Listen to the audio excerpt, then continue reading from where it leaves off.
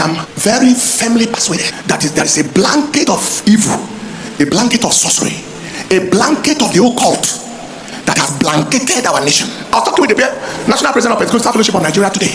I said, apart from the fact that you have pain, that the people you are shepherding and pastoring are suffering and in pains, no matter how big you are, you can run empty, meeting everybody's need. At this season, in this season, is it house rent? Is it children's school fees? Is it food? Uncountable numbers. It's uncountless. He was saying that there are places where people have to line up after service for assistance. Here we're feeding people for medical bill multiply, and the people of the land are behaving as if nothing is happening. It is a spell of tolerance of suffering, a spell of patience with captivity. Be in love with your chains. If it's not a spell, there's nowhere things like that happen, and everywhere remains. There's nowhere in the world where those at the highest level are practically insensitive, even making a joke of the suffering of the people. Let poor people breathe. And then one of the most wicked persons that ever ruled any country in the world died, and people are praising him. How many youth couples died in 2014 because somebody lost an election? Bauchi area. People who imported terrorism into the country. If it's not a spell, patron of terrorist organizations as a sitting president is a patron of a terror group, wasting whole community. If it is not this kind of country, does such a person deserve a burial? In villages to be buried in an evil forest or something. Whatever spell it is, we ask God to break it. Break it, Lord. And let those who are misgoverning and misrule at every level know that none will see the celebration in their deaths. Short but powerful there, Dr. Paul Inechi. Nigeria is under his spell. Is that the problem? Is that the solutions? If Nigeria is under his spell, by now all the pastors would have solved the problems. This spell would have been removed, or they would have solved it. No, Nigeria is not under his spell. Yes, Nigeria is not under his spell. It's under the effect of bad leadership. It's not a spell. Now, I said, even if Nigeria is under his spell, APC brought this spell upon Nigeria, because APC members saw the growth at which Nigerians were growing at that time, during the time of Jonathan.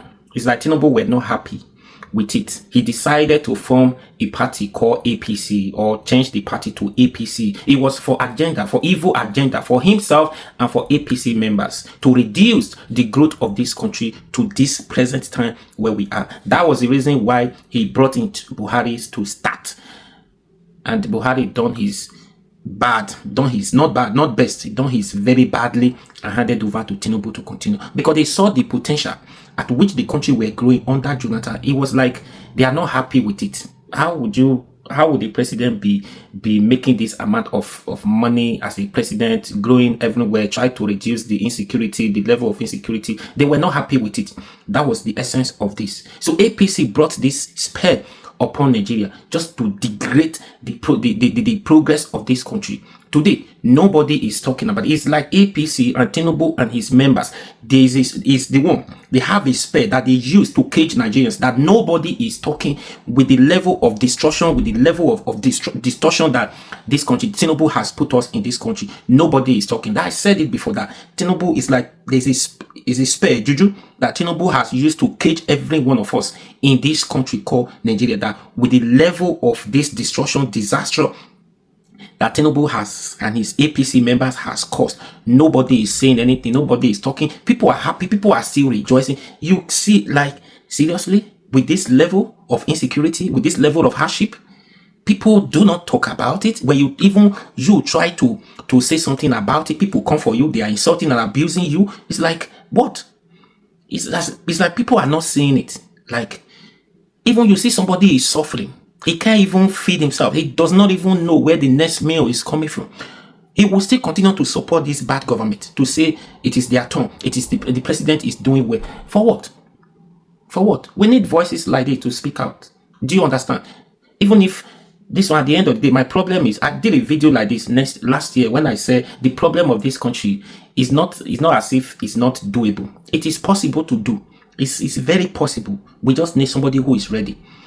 I did a video similar to, I read the tweet, El-Rufai's son, what's his name? Bashir Abe, his El-Rufai's son. He said, this country is possible to, let me say, it's possible to rebrand this country, for this country to progress again, but a lot of people has to sacrifice their life. That's what he said. You know, when El-Rufai is speaking, it's just like he's speaking directly from his father, or is what a father will say, is what they are saying. Even if they want to, or in terms of violence, it will look as if the father asked him or asked them to go and say that thing. Do you understand? That's what he said, the tweet. He said it is possible. But a lot of people has to buy first for this country to progress. That's the problem. I said the video that last year when I said, if you pick people from 36 states of this country, now 37 states according to Tinubu, under Tinubu's government, in that 37 states. So if you pick two person or three, five, at the case may be 5 from this state, 5 from this state, 5 from this state, gather them together. These people, they are the one, they are not more than Nigeria, but they are very few, but they are the one who put this country in this quagmire that we are. So they are the one. That's why I just said it. So now with this, Jonathan never did quarter of what is going on today. That heaven nearly fall down at that time. Heaven nearly broke loose when Jonathan was the president, subsidy remover. That was January 2012. When Tinubu took it upon himself, what do you mean by that? Bring subsidy back. But today, nobody is doing that. Does it mean Tinubu is at least like nobody can do what Tinubu did in that 2027? That 2012. So, but today, this is what we are. It's not getting any better. They reduce the process of this, they reduce the growth of this country. Everything stands still. We're not going anywhere. Tinubu is still he's winning the next election. That's what he focuses on. When you say something, people say, what do you mean? Bring your head. With this, nobody is reacting. Nothing is happening. And they are happy doing it. That's the reason why they are happy, because Nigerians are not reacting. Nigeria plans many protests many times. He never succeed the way they did it in 2012. He never achieved anything. And bad government last year, August. See that did you see that protest? Did you see? That was not the plan. But one way or the other, Tinubu and his member APC, they were able to capture the hijack the protest. So what's going on? That's why they're saying that it's like there's a spell. No, it's just this leadership. Because Nigerians are not reacting. Nigerian food hands. I don't know. Nigerian food hands. It's a use juju. They just be honest. It's like use that spell to capture everybody to say you must not do this. You must not do it. People are not thinking the right thing. Like seriously, that's just the honest truth. But prayer, if this problem is something that prayer will do, this problem would have been solved. We said that many times before. So you're not expecting God to come down from heaven. Manna is not going to fall from heaven. That's the problem. So Nigerians need to rise up against this leadership, against this failed leadership, against these old cargoes that we have as leaders. So Nigerians need to rise up against them to say, no, enough is enough. We are ready to take back our country from these people. It's that APC were designed to make this country go through these pains since they've been in office until today. Nigeria never know peace, insecurity every day, every time. Instead of country progressing, we are retrogressing in many ways. Where have we, since APC been in office, 12 years now in office, what growth has Nigeria recorded? What sources have we recorded as a country? No. The thing is painful when you look at it, at the speed at which other countries, African countries are developing. But Nigeria is just going down. They now know us for bad things. So next thing now, all the African countries are asking Nigeria to leave. That's what you hear on the news now. Nigeria, all the African countries, neighboring countries, all of them, they are doing well, progressing. They are retrogressing. They are not asking us to leave their country because we are damaging according to them, that Nigerians are damaging their country. What's the meaning of this? All because we have leaders who do not care about the citizens they are looking after. This is not because we do not have resources to solve all these problems. We have all the resources you could think of, just because of greediness, selfish interest, personal gain. I don't care. This is the problem, because no consequences for those people who violated this law, who put this country into problem that we are facing today, because there are no consequences for those people.